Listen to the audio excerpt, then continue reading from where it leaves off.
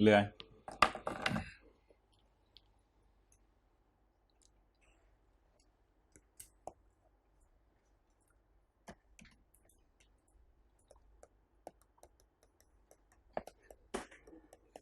Forty. अच्छा अच्छा मोहतरम, I want to conclude the discussion of GRV and UGRV forever from the point of view of lessee and from the point of view of lessor. For this discussion मैं 3 सवालों को हाथ डालने लगा हूं एक वक्त में। कल हमने इस डिस्कशन को रिज्यूम की क्लोज करने की कोशिश की थी लेकिन हो नहीं सकी थी। 3 सवालों को हाथ डालूंगा एक वक्त में और तीनों के अंदर हम देखेंगे लेसी के लिए जीआरवी क्या है और लेसर के लिए जीआरवी और यूजीआरवी क्या है। For that purpose I am starting from question number 17। मैं क्वेश्चन नंबर 17 से स्टार्ट कर रहा हूं पास पेपर का। 3 सवालों को हम लेके चलने लगे हैं। क्वेश्चन 17, इसमें मैं आपको लेसी की जीआरवी बताऊंगा और लेसर की जीआरवी और यूजीआरवी बताऊंगा।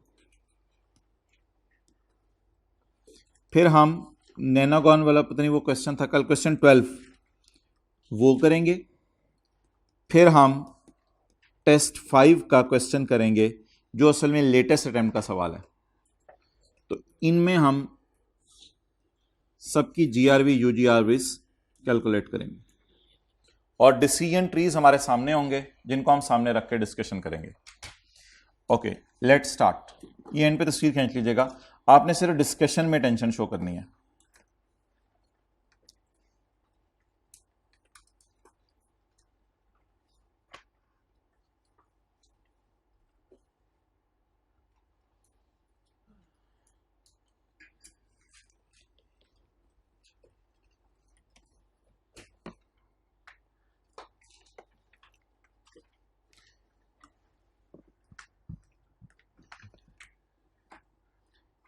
Lesser estimate the residual value of the machine at end of lease to be 10.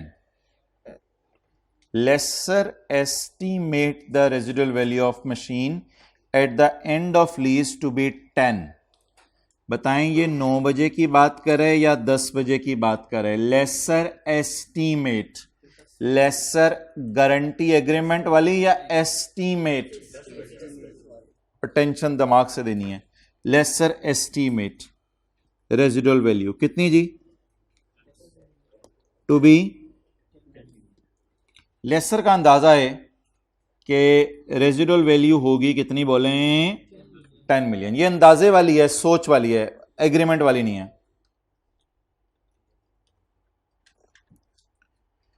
Out of which lessee has guaranteed 8, जिसमें से लेसी ने कितनी गारंटी कर दी? 8। Lesser has obtained following guarantees from lessee 8. Now what is the guarantee as per agreement? 8. What is the soch of lesser? What is guarantee? What is UGRV? 2. ये lecture YouTube पे available होगा, अगर आपने दोबारा लेना हुआ वहां से जाके इसको अटेंड कर लीजिएगा। अभी सिर्फ दिमाग दें, दिमाग, और एंड पे कंक्लूजन देखते रहे मेरे। समझ आ गई यहां पे? लेसर अंदाजा लगाता है 10 बजे और 9 बजे उससे मुआहिदा करवाता है, अंदाजे और मुआहिदे का डिफरेंस लेके यूजीआरवी निकाल लेते जी। जीआरवी कितनी और यूजीआरवी? 2 2 8 और 2। चलें जी आगे।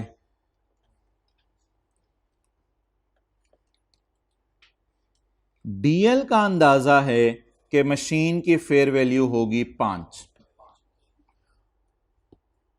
एनएल का अंदाजा आप काट दें, लेकिन डीएल ने गारंटी कितनी की हुई है? 8। आप बता दें डीएल का अंदाजा और डीएल का वादा, अंदाजा और वादा कितना है? अंदाजा कितना है?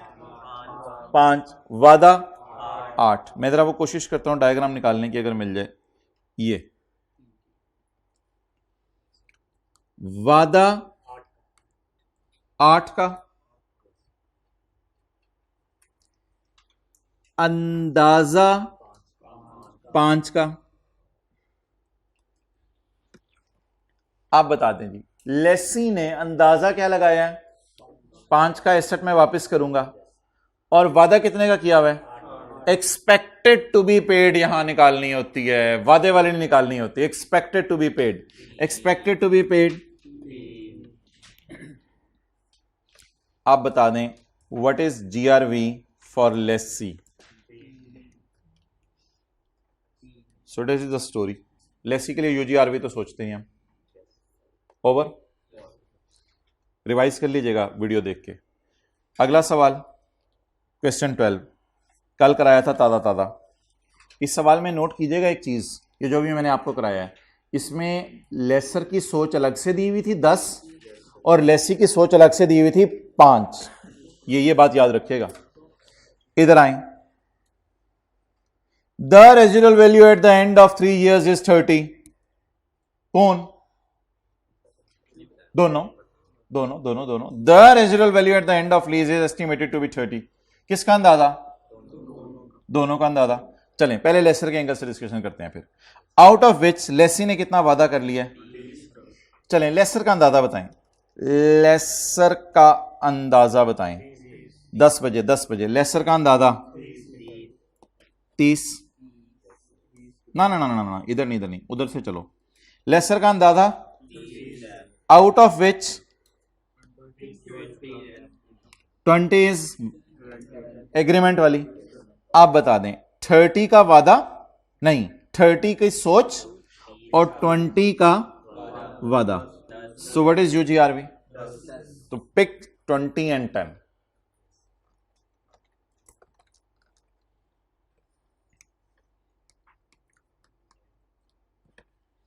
Now come on to lessee.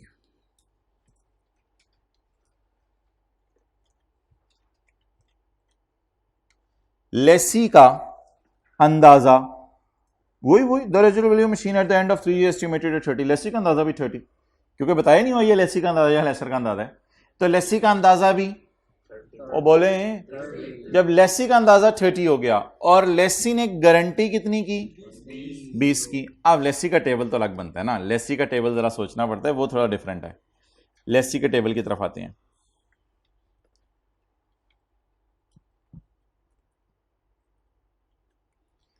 Lessee का वादा 20, estimated residual value at the and ज्यादा है ना। आप बता दें एक्सपेक्टेड टू बी पेड 0। वादा कितना? वादा 20। सवाल पढ़ें। वादा कितना? 20। कितने वाली चीज देके जाएगा? अगर 20 का वादा किया और 30 वाली चीज देके जाएगा तो फिर कितने पैसे इससे और देने पड़ेंगे? GRV expected to be paid is 0।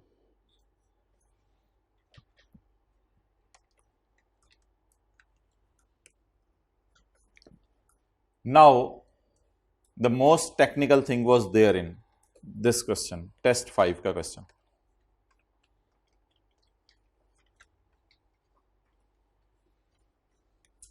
पहले लेसर के एंगल से।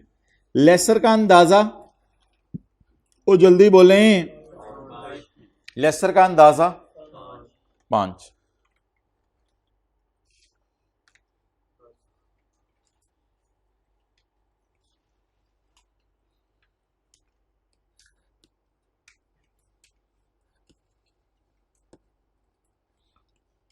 लेसर का अंदाजा 5।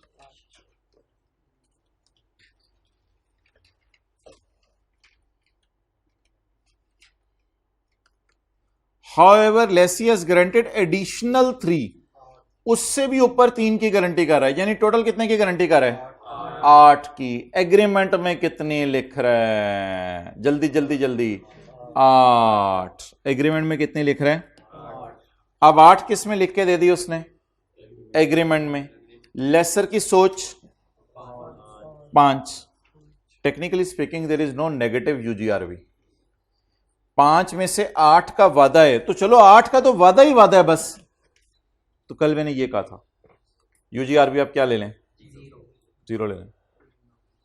ऐसा हो सकता है, पॉसिबल है। और जीआरवी 8। अब आखिरी बात हमारी जाते जाते रह गई थी, जो मैंने आपसे कहा था वो कल करूंगा।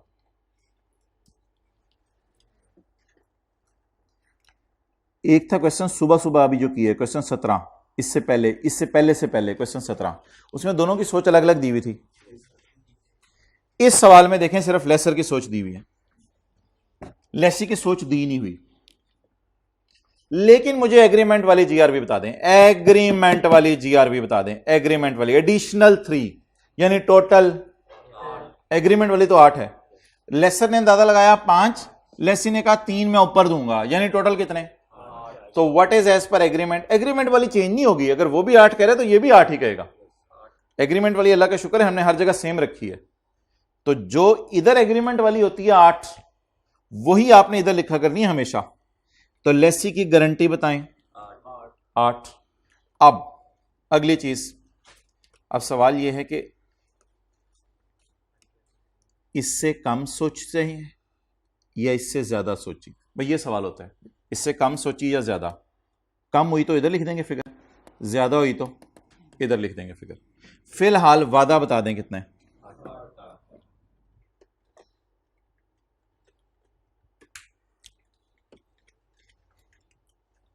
लेसी की सोच बताएं।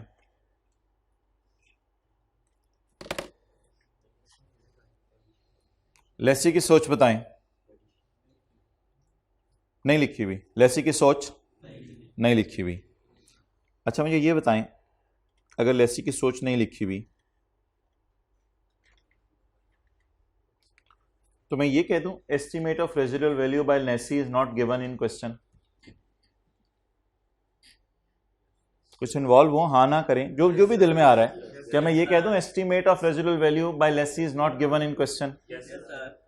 ये भी मैं कह सकता हूं, ये भी मैं कह सकता हूं कि यार एस्टीमेट मुझे गिवन ही नहीं है, तो जो 8 है उसको 12 बार 8 है इधर लिख दो। ऑप्शन 1 ये।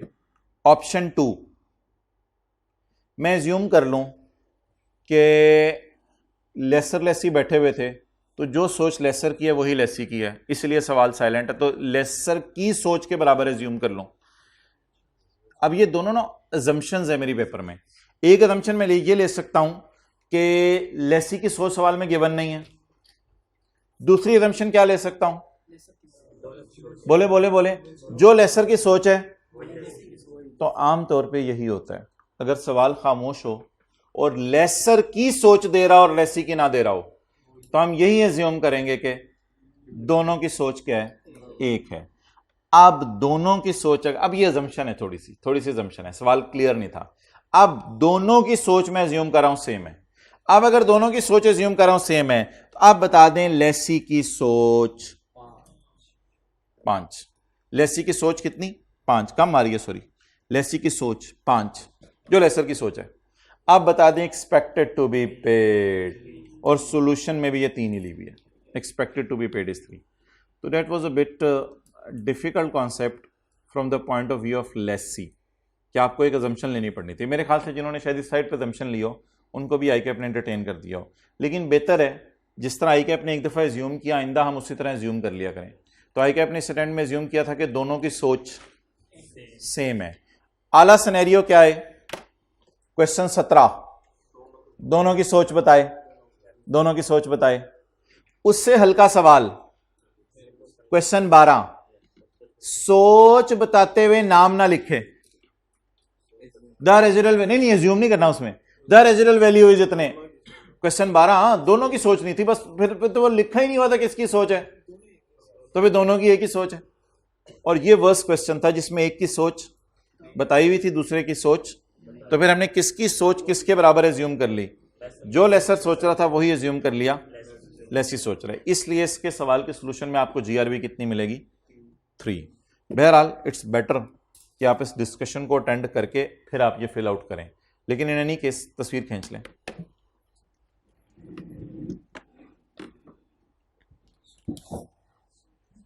अब आ जाके मैं वही डिस्क्लेमर दे रहा हूं कि यार भाड़ में जाए जीआरवी यूजीआरवी, इससे लीज पे कोई फर्क नहीं पड़ना, आधा एक नंबर गलत होगा आपका। लेकिन इससे एक और चीज हमने क्या सीखी कि जो चीज कभी भी स्टडीज में टफ टाइम दे रही हो तो उसको हर सवाल में गो में करें। 3 सवालों में हमने एक वक्त में हाथ डाला है ना, जब 3 सवालों में एक वक्त में हाथ डालेंगे एक ही चीज को तो फिर जाके अंदाजा होगा। इसीलिए कहते हैं कभी जिंदगी में इतवार वाले दिन 7-8 घंटे निकाल लिया करें और 7-8 घंटे निकाल के सुबह बैठे दोपहर तक IAS 38 के सवाल फारग कर दिए। या किसी दिन टीचर ने किसी दिन हल्का पढ़ाया हो और आपको अंदाजा हो कि ये जो आज चीज़ कराई है सर ने क्लास वर्क की दोबारा दे दी है, तो शाम को आप 6 बजे बैठ जाएं, रात 11 बजे तक जो है वो आप IAS 21 IAS 41 फारग कर सकते हैं। तो एक सिटिंग में बैठ के जब उस टॉपिक के पास पेपर के सवाल होते हैं तब जाके आपको चीज़ें समझ आनी शुरू होती हैं, और इस समझ को लोग पेंडिंग कर देते हैं अगस्त के महीने में। तो इसलिए इसको कभी टाइम निकाल के 4-5 घंटे एक टॉपिक के पास पेपर पे लगा दें, आपको 90% चीज़ों पे ग्रिप आ जाती है। अच्छा, एक ये कॉन्सेप्ट हो गया जो हमने अजीब सा देखा टेस्ट 5 में। एक ICAP की हिस्ट्री का वर्स्ट तरीन सवाल था क्वेश्चन 12 का पार्ट बी, जो हमने कल किया था। बड़ा आसान सवाल था लेकिन एक मसला था, पता नहीं चल रहा था कि ये लीज फाइनेंस है या ऑपरेटिंग, इसलिए इसको ICAP की हिस्ट्री का वर्स्ट तरीन सवाल कहा जाता है। बहरहाल जो बच्चे पास होके आए मेजॉरिटी ने इसको ऑपरेटिंग लीज ट्रीट किया था पेपर में, बहुत कम लोगों ने फाइनेंस लीज ट्रीट किया था, लेकिन दोनों ही किस्म के बच्चे मिले और दोनों किस्म के बच्चों ने कहा हम पास हो गए हैं। तो प्रोबेबली ICAP ने ऑनर किया होगा। अब आप ये भी कह सकते हैं यही सवाल तो एक बेस नहीं बना, बाकी सवाल भी बेस बने होंगे। जी बिल्कुल आपकी बात ठीक है, मुझे भी ये बात पता है, ये आपने यही करनी थी। तो बहरहाल कुछ ने फाइनेंस से किया, कुछ ने ऑपरेटिंग से किया, तो ऑब्वियसली ICAP ने दोनों को एंटरटेन किया। मसला इस सवाल में क्या था? मसला इस सवाल में यह था, सवाल में अगर अधूरा डेटा अवेलेबल हो हमें परेशान नहीं होना चाहिए, क्योंकि 5 में से एक का जवाब भी यस आ जाए चलते चलते तो फाइनेंस बन जाती है। तो सवाल में अगर अधूरा डाटा अवेलेबल हो, हमें कई दफा सवाल में इकोनॉमिक लाइफ नहीं दी होती, कई दफा सवाल में फेयर वैल्यू नहीं दी होती, तो सवाल में ये अधूरा डाटा है, अधूरा डाटा अवेलेबल है, हम लीज के टेस्ट नहीं लगा पाते। लेकिन एक भी यस आ जाए तो हम टेस्ट ना भी लगा पाए तो रिलैक्स हो जाते हैं कि 5 में से एक का जवाब भी यस आ गया तो लीज क्या है। लेकिन ऑपरेटिंग बनाने के लिए लीज को डाटा सारा होना चाहिए, क्योंकि वो तो हमने एक एक टेस्ट लगाना होता है। इस सवाल में अब अगर आप 5 टेस्ट लगाएं, क्या एसेट की ओनरशिप किधर है? सवाल 3 साल है और लीज टर्म ढूंढे ना, लीज टर्म 3 साल है, लाइफ। चले मैं शुरू से पढ़ लेता हूं सवाल, कल वाला सवाल। लीज टर्म कितनी है, लाइफ ढूंढे।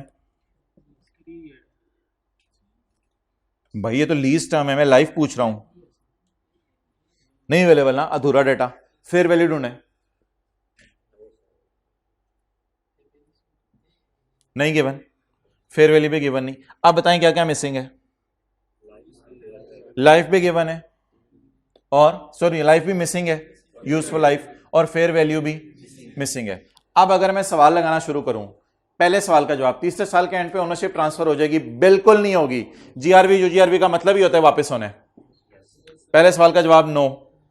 क्या तीसरे साल के एंड पे बाजार से कम पैसे देके एसेट वापस करेगा, सॉरी एसेट खरीद लेगा, या जीआरवी का मतलब है वापस करके आएगा? पहले दोनों सवालों का जवाब अवेलेबल है, क्योंकि जीआरवीज वगैरह दी हुई है। इसका मतलब होता है एसेट क्या करना है, तो तीसरे साल के एंड पे एसेट वापस कर देना है। हां, 2 सवालों का जवाब क्या आ गया? नो। तीसरा सवाल, 3 को डिवाइड करें लाइफ से, क्वेश्चन मार्क। चौथा सवाल, पीवी को डिवाइड करें फेयर वैल्यू से। पीवीसी भी शायद निकल आई थी कल, लेकिन फेयर वैल्यू से कैसे डिवाइड करें? हम वो भी नहीं कह सकते कि एलपी को फेयर वैल्यू से डिवाइड कर लो मजबूरी में, एलपी को भी कैसे, फेयर वैल्यू नहीं अवेलेबल। चौथे सवाल का जवाब भी क्वेश्चन मार्क। 5वें का स्पेशल नेचर का एसेट, अब 5वें का जवाब स्पेशल नेचर का एसेट नहीं है, बिल्कुल कहीं नहीं लिखा हुआ। तो तीसरा चौथे सवाल का जवाब क्वेश्चन मार्क आ गया, बाकी 3 का जवाब नो आ गया। इस वजह से बहुत से बच्चे इसको ऑपरेटिंग लीज समझ के कर रहे थे और कुछ ने इसको फाइनेंस लीज समझ के कर लिया। आई कैप ने दोनों को एंटरटेन कर दिया। तो लिखें, टेस्ट नहीं लगाए जा सकते, टेस्ट नहीं लगाए जा सकते क्योंकि फेयर वैल्यू और लाइफ गिवन नहीं है। और आगे लिखें, आइंदा ऐसा सवाल नहीं आएगा। कंपनी जिम्मेदारी नहीं ले रही, लेकिन टेस्ट नहीं लगाए जा सकते क्योंकि लाइफ और फेयर वैल्यू गिवन नहीं है।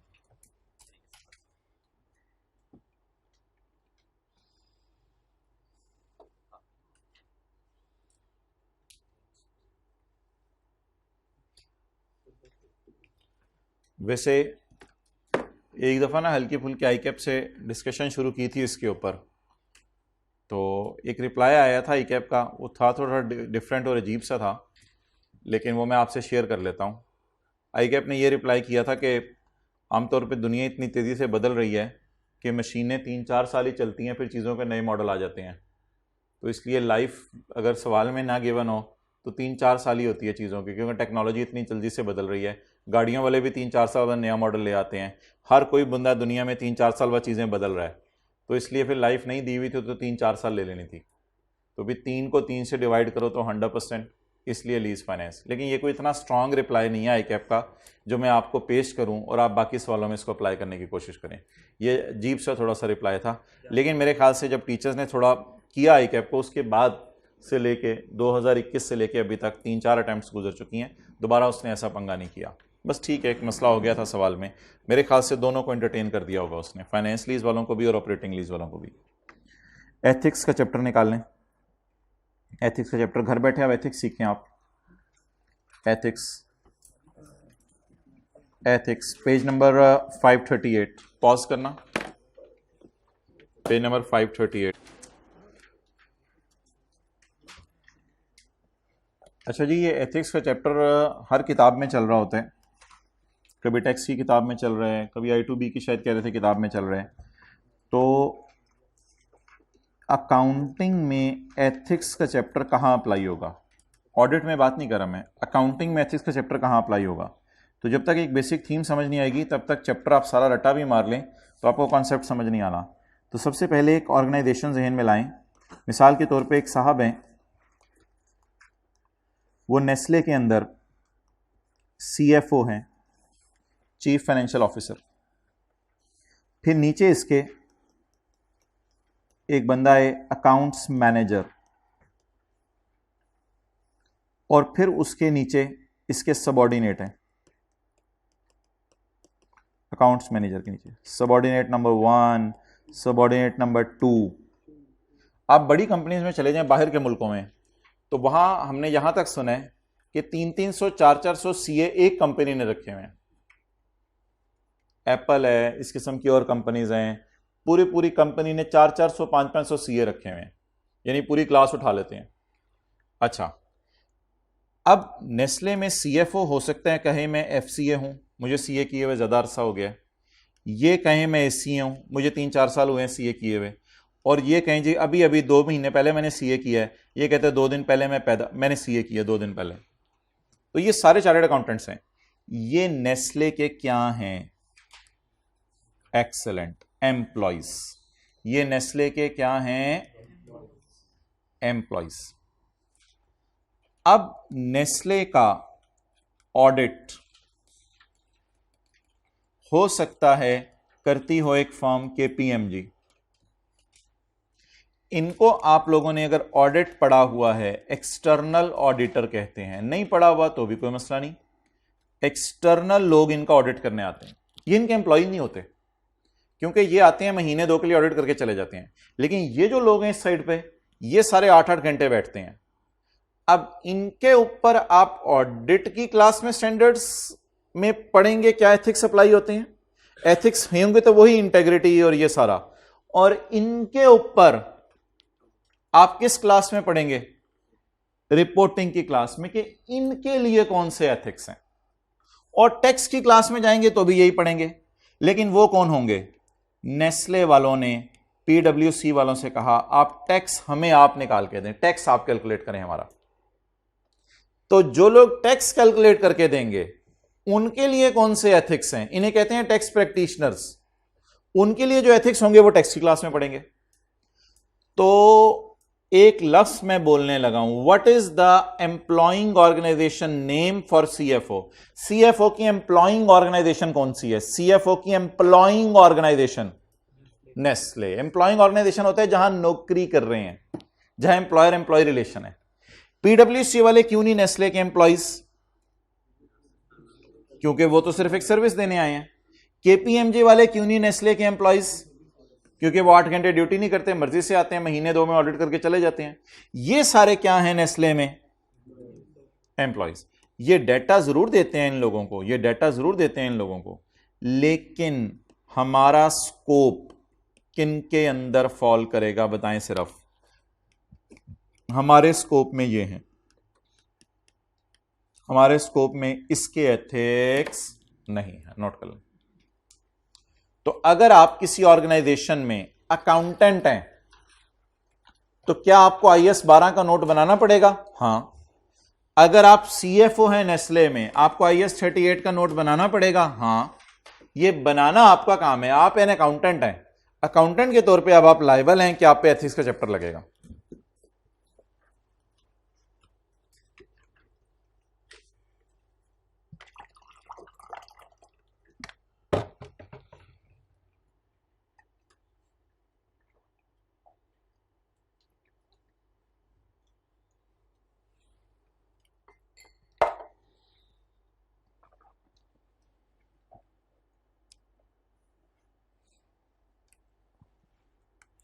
ये लोग नेस्ले को क्या कहेंगे? ये भी लफ्ज़ जरा याद कर लें, एम्प्लॉइंग ऑर्गेनाइजेशन।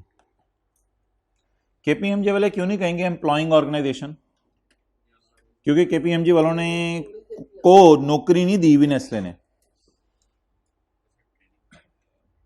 जी, दिहाड़ीदार मजदूर, सीएफओ अकाउंट्स मैनेजर। दिहाड़ीदार तो नहीं, महीने के महीना दाड़ मजदूर। अच्छा, पॉज करो। दे दिए, खत्म हो गए। कितने वाले उनको? अच्छा जी, हम बात कर रहे थे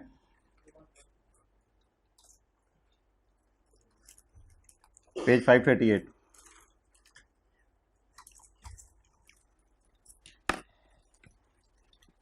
किस में इंटेग्रिटी की बात हो रही है? सीएफओ में, अकाउंट्स मैनेजर में, सबऑर्डिनेट्स में, इनमें इंटेग्रिटी की बात हो रही है। एन अकाउंटेंट, अकाउंटेंट या ऑडिटर? हाँ, किसी हद तक ऑडिट वाले अल्फाज आपके मैच करेंगे, लेकिन प्लीज अगर वो वाले आप एज इट इज याद करके लिखेंगे तो कोई ना कोई ब्लंडर मार जाएंगे, ऑडिटर का लफ्ज लिख देंगे। An accountant is required to be straightforward and honest in all professional and business relations. CFO साहब आपने स्ट्रेट फॉरवर्ड होना है, प्रोफेशनल होना है सारे बिजनेस रिलेशंस के अंदर। सिर्फ ऑनेस्टी आपके अंदर नहीं होनी चाहिए, but also include fair dealing and truthfulness. अब व्हाट डज इट मीन? इन बातों का मतलब क्या है? इसकी जी 3 एग्जांपल्स दी हैं, यह याद करना पड़ेगा आपको, ये चीजें याद करनी है।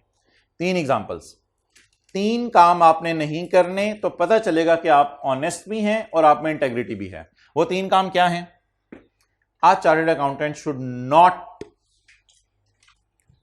knowingly associate himself with reports। Reports क्या होती हैं? Sales report. अच्छा, ये सीएफओ तो खुद सीएफओ है, ये किसको रिपोर्ट बना के देगा? एक्सेलेंट, डायरेक्टर्स को। Well done, good. डायरेक्टर्स को, नेस्ले के डायरेक्टर्स को ये रिपोर्ट बना के देगा। सेल्स रिपोर्ट, परचेज रिपोर्ट, कोई भी report. CA should not knowingly associate himself with the reports, returns tax वालों को बना के देंगे। कई दफा हम पीडब्ल्यूसी को हायर नहीं करते, कई दफा हम ऐसा करते हैं कि हम खुद ही रिटर्न जमा करवा देते हैं एक्सपर्ट इतने लोग, क्यों किसी को हायर करें। And communications, emails, A CA should not associate himself. आपको ऐसी इंफॉर्मेशन से अपने आप को एसोसिएट नहीं करना चाहिए.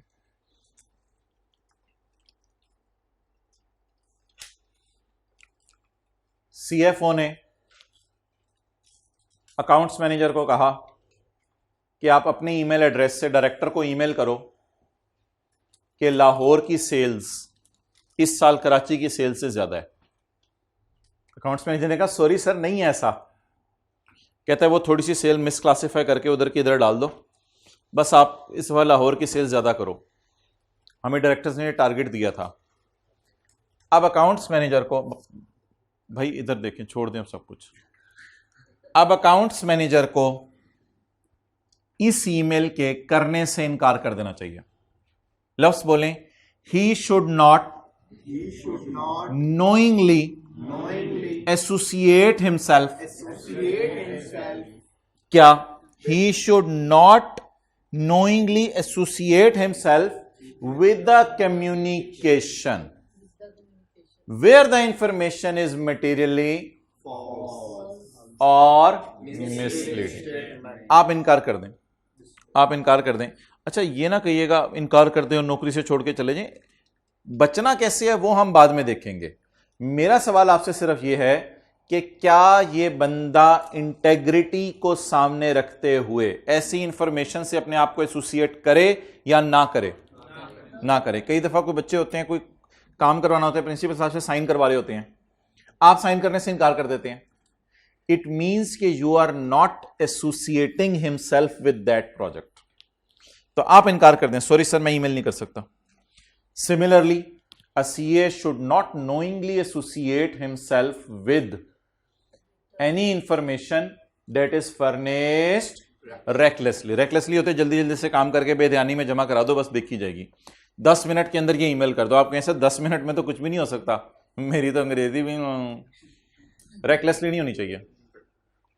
और omit information where such omission would be misleading. इसकी मिसाल लिखें. वैल्यूअर का नाम IS 16 के नोट में नहीं बताया. वैल्यूअर का नाम बताना होता है, मुझे याद है शायद FAR 1 में. वैल्यूअर का नाम IS 16 के नोट में नहीं बताया. No, what is this? What is this? Omission. What is this? Omission है. And such omission is misleading. ये मिसलीडिंग है, बेचारे लोग मिसलीड हो जाएंगे. ये भी मिसलीडिंग है. और वो ओमिट का लफ्ज बोल रहा था, इसलिए मैंने कहा बिल्कुल ही नहीं दिया. आगे चलें. Where a CA becomes aware of having been associated with misleading or false information, the accountant shall take steps to be disassociated from that information. अब आप स्टेप्स लें और अपने आप को डिसएसोसिएट कर दें. कई दफा ईमेल कर दें तो फौरन जवाब ईमेल एक और कर दें, sorry sir previous email was wrongly sent by me, उसमें गलती थी, मैं मान रहा हूं. अगर कर चुके हैं तो बाद में फौरन क्या करना है, बोलें डिसएसोसिएट. प्रिंसिपल साहब को फौरन जाके कहना है सर एप्लीकेशन पे मैंने साइन कर दिए थे, मादरत, ये एक और सफा मैं लिख के दे रहा हूं, वो जो मैंने साइन किए थे सॉरी. तो फौरन डिसएसोसिएट भी कर दें. प्रेशर में आके नहीं, आप अपनी आखिरत को सामने रख के करेंगे. ऑब्जेक्टिविटी, न्यूट्रल रहना. अब जिंदगी में कई मोड़ के ऊपर अकाउंट्स मैनेजर न्यूट्रल नहीं रह पाता. क्यों? मैं अकाउंट्स मैनेजर को सामने रख के एक सवाल आपसे पूछने लगा हूं. एक है इसका प्राइवेट इंटरेस्ट, बस कर दे दानिश. एक है इसका प्राइवेट इंटरेस्ट और एक है इसकी प्रोफेशनल ड्यूटी. एक है इसकी प्रोफेशनल ड्यूटी. अब सवाल एक राइज होगा कि अकाउंट्स मैनेजर का प्राइवेट इंटरेस्ट ये है कि मुझे इस साल बोनस वगैरह मिले, मुझे एम्प्लॉयर से शाबाश मिले, मैं CFO की गुड बुक्स में हूं, ये आपका प्राइवेट इंटरेस्ट है. प्रोफेशनल ड्यूटी आपकी ये है कि आप IFRS फॉलो करें. अब CFO आपका कहता है कि मोहतरम इंपेयरमेंट लॉस की एंट्री ना करो, नॉन कैश आइटम है, किसको पता चलना है. NRV लॉस की एंट्री भी ना करो, नॉन कैश आइटम है, किसको पता चलना है. आपकी प्रोफेशनल ड्यूटी है कि आप ये करें, क्योंकि फाइनेंशियल स्टेटमेंट में हमने लिखा होता है वी फॉलो IFRS। लेकिन आपका प्राइवेट इंटरेस्ट ये है कि अगर मैं बॉस की बात मान लेता हूं तो बॉस की गुड बुक्स में आऊंगा, मेरी प्रमोशन भी करेगा, मुझे बोनस भी देगा, मुझे परक्विजिट्स भी देगा। जिन्होंने टैक्स पढ़ा हुआ है, एम्प्लॉयर कभी गाड़ी दे रहा होता है, कभी घर दे रहा होता है एम्प्लॉय को। ये सारे प्राइवेट इंटरेस्ट आपको अपनी आंखों के सामने नजर आ रहे हैं। और बेगम का फोन आया कि एसी भी लेके आना, गर्मियां आ रही हैं। ये सारे प्राइवेट इंटरेस्ट आपके सामने हैं। उधर से आपकी प्रोफेशनल ड्यूटी है। आप बेगम को सामने रखेंगे या IS 16 IS 2 को सामने रखेंगे? हाथ दोगी यार, अजीब। मैंने कभी आपके सामने कहा है कि मुझे बेगम का फोन आ रहा है और मैं इस प्राइवेट इंटरेस्ट को सामने रखते प्रोफेशनल ड्यूटी छोड़ के घर में जा रहा हूं? मैंने आपको कहा है? फिर तो मैं प्रोफेशनल ड्यूटी अगर कर रहा हूं तो आप क्यों प्राइवेट इंटरेस्ट की तरफ जाना चाह रहे हैं? अजीब सी बातें कर रहे हैं। चलें चलें चलें चलें आगे चलें, अजीब बातें ना किया करें। ऑब्जेक्टिविटी के आगे लिखें, अकाउंट्स मैनेजर का एक प्राइवेट इंटरेस्ट है और एक प्रोफेशनल ड्यूटी है। अब आपने किसकी तरफ टिल्ट करना है? प्रोफेशनल ड्यूटी की तरफ। नहीं, बेगम की तरफ टिल्ट नहीं, प्रोफेशनल ड्यूटी की तरफ।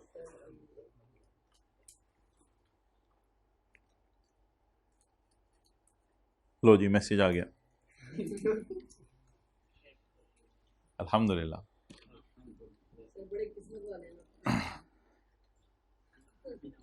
ये ना, हम तो नहीं अपने टीचर्स को इस एज में ऐसे कहते थे, हम भी इसी एज से गुजरे थे ना। हमने कभी टीचर से उनकी तनख्वाह पूछी थी ना, ये देखते थे कि ज़्यादा किस चीज़ पे आते हैं। पता नहीं आप लोग इन छोटी छोटी चीज़ें, आप लोग तो अपनी ज़िंदगी उसमें सर्कल में रहो। Objectivity, objectivity requires an accountant not to compromise professional और business judgement. Not to compromise professional judgement. अगर आप इस तरफ आते हैं प्राइवेट इंटरेस्ट की तरफ तो क्या करेंगे आप? कंप्रोमाइज करेंगे विद प्रोफेशन। प्रोफेशन से आप कंप्रोमाइज कर रहे होंगे। छोटी छोटी बातें लिखनी पड़ेंगी, फिर याद करना आसान होगा। तो प्राइवेट इंटरेस्ट की तरफ अगर आप आएंगे तो आप कंप्रोमाइज करेंगे अपनी प्रोफेशनल जजमेंट से। प्रोफेशन ये कह रहे हैं लेकिन आप कंप्रोमाइज कर रहे हैं। Objectivity requires accountant not to compromise with professional or business judgment because of bias, or because of conflict of interest. Conflict of interest लिखें।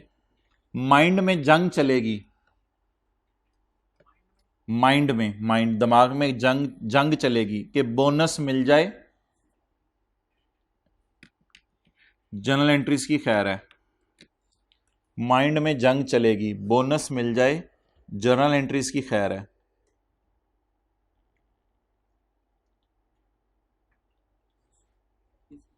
बोनस मिल जाए, जर्नल एंट्रीज की खैर है।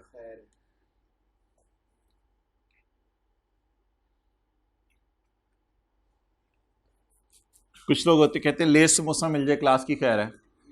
कुछ क्लास में खा पी रहे होते हैं, क्लास की खैर है। इससे भी लोग हैं। अच्छा, बिकॉज ऑफ बायस और कॉन्फ्लिक्ट ऑफ इंटरेस्ट और अनड्यू इन्फ्लुएंस ऑफ अदर्स। एक होता है ड्यू इन्फ्लुएंस, एक होता है अनड्यू इन्फ्लुएंस। अनड्यू इन्फ्लुएंस क्या है? इशारे पे खड़े होके आपने देखा कि एक टीचर है आपके, उन्होंने त्राख गाड़ी मारी किसी मोटरसाइकिल में, मोटरसाइकिल वाले बेचारे का बम्पर टूट गया और टायर भी पंचर हो गया। अब आपको पता है कि टीचर गलत है, टीचर ने आपको आंख मारी, इधर आ यार इसे सेट करते हैं। ओ सर जी हुक्म करो तुसी। अब आप इन्फ्लुएंस नहीं हुए, अब आप अनड्यू इन्फ्लुएंस के अंदर आ गए हैं और आप ना चाहते हुए भी टीचर की सपोर्ट करें। दिल कुछ और कह रहा होगा लेकिन अमल क्या करेंगे? दिल भी वही कह रहा होगा टीचर की खातिर। यार अगले बंदे का क्या कसूर है? ये देखना, ये उस्ताद, ये अनड्यू इन्फ्लुएंस भाई पे हुआ है। बढ़े जी, आपके अंदर क्या नहीं होना चाहिए? अनड्यू इन्फ्लुएंस बर्दाश्त नहीं करना। इन्फ्लुएंस हो सकते हैं आप किसी से, अनड्यू इन्फ्लुएंस ऑफ अदर्स की मिसाल लिखें। एम्प्लॉयर ने रोब डाला, इसमें नहीं आना आपने। बस ठीक है, फिर बचने के तरीके हम पढ़ेंगे। एम्प्लॉय तो डालते हैं रोब, लेकिन गलत काम के लिए रोब डाले तो बस फिर नहीं, सॉरी। तो वालिदैन नमाज छोड़ने को कह दें तो फिर हमने नमाज तो पढ़नी है, तो एम्प्लॉयर तो दूर की बात है, कहते नहीं वालिदैन, वैसे मैं कह रहा हूँ।